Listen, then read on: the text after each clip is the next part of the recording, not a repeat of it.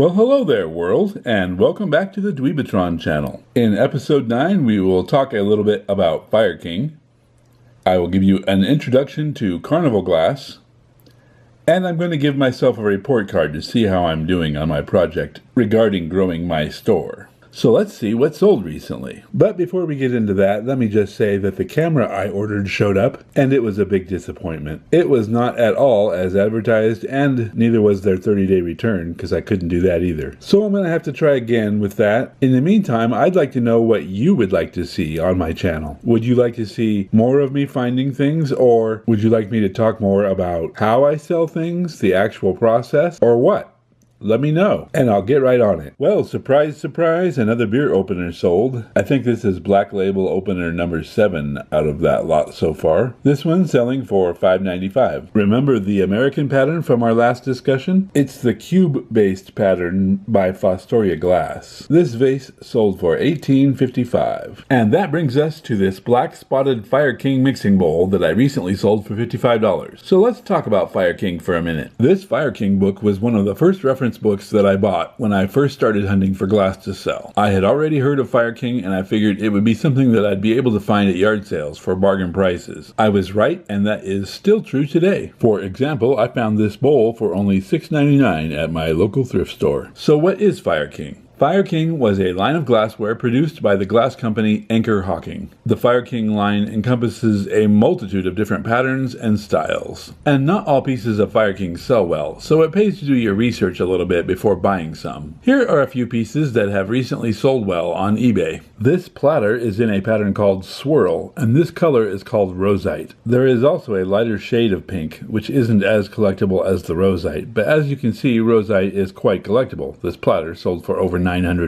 This Jadeite Philby mug sold for $646. This color of opaque green is called Jadeite. It doesn't matter which company made it. If it's this color of green in the glass world, that's called Jadeite. This particular Jadeite mug is in a pattern called Philby. Philby is usually found in a sapphire blue color, such as these 3 mugs shown here. And speaking of Fire King mugs are one of the more collectible items across the spectrum. For example, someone recently sold these Disney-themed mugs for $7.99. That's $799. Or how about this Burger King mug selling for $349.95? Fire King made a lot of advertising mugs for various different companies, and most of those sell pretty darn well. So when you're out thrifting, keep an eye out for that Fire King stuff. You might just find another rarity. Another item that I recently sold was this Farberware Deco-style cocktail mixer. Vintage barware always seems to do well. This one sold for just about $25. Here is a gorgeous antique French art glass candlestick holder by Portio Valoristhal, and this one sold for $26.50. Also in the sold pile, this tiny little cup and saucer set by Jeanette Glass. This was in their Doric and Pansy pattern, which was also made in adult-sized dishes. I paid just $1.50 for this and sold it for $19.75. And that brings us to the subject of Carnival glass. This book is another one of the first ones I purchased back when I first started selling on eBay. Carnival glass is always iridescent, but not all iridescent glass is considered Carnival glass. True Carnival glass is era-specific. The Carnival glass era was from approximately 1900 to 1930. During this time period, it was produced by many different companies worldwide, but the big 5 producers here in America were, in alphabetical order, Dugan,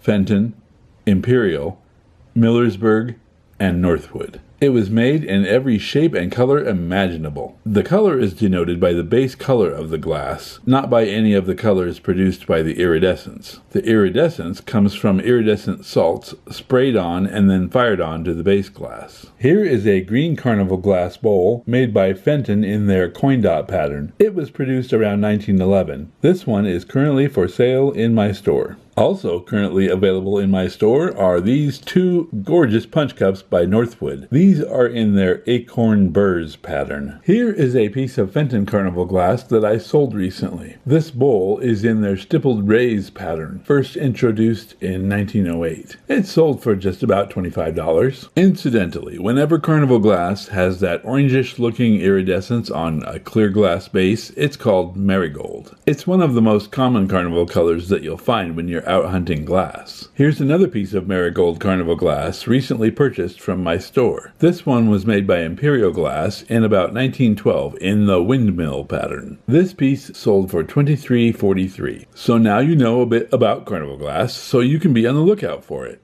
Who knows? You might even find something like this stunning plate by Dugan in their wishbone and spades pattern. Someone recently sold this one on eBay for nearly $800 with the shipping. Or maybe you'll find a vase like this Northwood piece that sold for nearly $3,000. Alright, I have just a few more items in the sold pile and then we will get to the report card part. This Sunbeam gearbox base for a blender attachment recently sold for just about $25. This would have had a glass jar sitting on it with a lid on top of that, and then that would sit on top of the mixer platform with that shaft going up where the beaters would normally be. Any of the old Sunbeam attachments will sell well. That is a given. And they made all kinds of cool pieces to find. This purple footed tumbler sold for $16.74. This is the Provincial pattern by Imperial Glass, which actually was a pattern by Heisey Glass called Whirlpool. Heisey produced Whirlpool only in clear glass, however, and then sold their molds to Imperial in 1957 after they closed. Imperial proceeded to produce Heisey's Whirlpool pattern in a variety of colors and called it Provincial. The stickers on this glass, when you find them, say Heisey by Imperial. This pattern is always a good seller. This toothpick or match holder with an Indian maiden on it sold for $15. This piece has been in my store for literally years. I remember purchasing several boxes of glass at one sale, and that included a whole bunch of really old toothpick holders. This one turned out to be a reproduction, so it took me a while to find a good home for it, but I'm glad it finally did. And last but not least, this gorgeous ruby-stained serving bowl by Robinson Glass Company. This is their #1 pattern, known as Fago, produced in 1893. I paid a whopping $1.32 for this bowl and sold it not too long after I bought it for $65.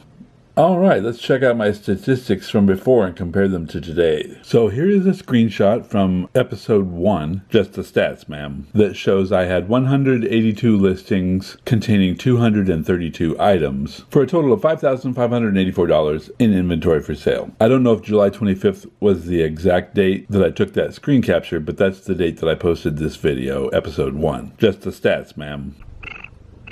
Can you hear the cat purring? She said she wanted to be in this video too. Anyway, here's a screenshot that I just took this morning. It shows that I have 176 listings currently up with 224 items for sale with $5,761.76 in items for sale. And that is from this morning, the 7th of November. Okay, so in July we had 182 listings up, and then today we have 176 listings, which is down 3%. With the total number of items, we had 232 in July, and now in November we have 224, which is again down 3%. In the total price of items for sale category, we had $55.84 in July compared to $57.61.76 now, which is actually up 3%. So overall, I haven't really grown my store at all, but I have managed to maintain it. And since it does take quite a bit of work just to maintain a store at this level, I'm going to give myself a C.